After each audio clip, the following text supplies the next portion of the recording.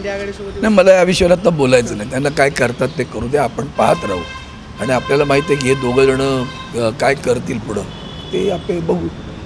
सरकार त्यांची किती मागण्या पूर्ण करतं हे कळत जाईल आणि मग कळेल की ते एनडीएमध्ये कशासाठी गेलेत आणि काय त्यांना प्राप्त झालं. काल चर्चा होती त्यांना मोठी खाती दिली जातील किंवा त्यांनी काही खात्यांची मागणी केली होती, पण आज बातमी येते की भाजप 3-4 जी महत्त्वाची खाती, गृह असेल, संरक्षण असेल किंवा परराष्ट्र, ते त्यांच्याकडेच ठेवून घेत आहे. फायनान्स पण ना, असं काय करणार ते मी घालतो पाहिजेत असलंच. स्वाभाविक आहे ते, त्यांचा स्वभाव आहे तो.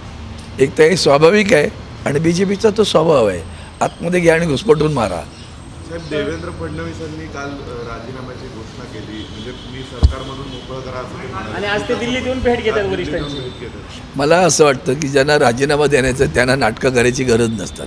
द्यावं आणि सरळ शांत बसावं. ते इकडे भेट तिकडे भेट याचा अर्थ काय असतो?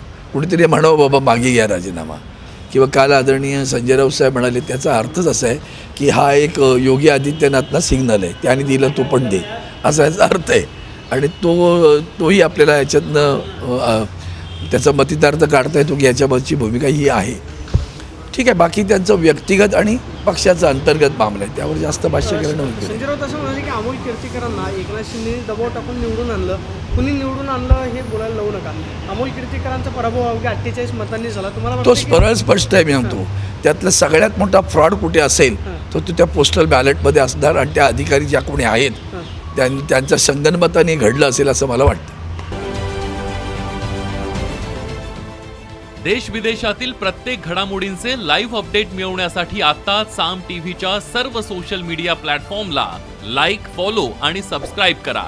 तसंच सर्व नोटिफिकेशनसाठी बेल आयकॉन प्रेस करायला विसरू नका.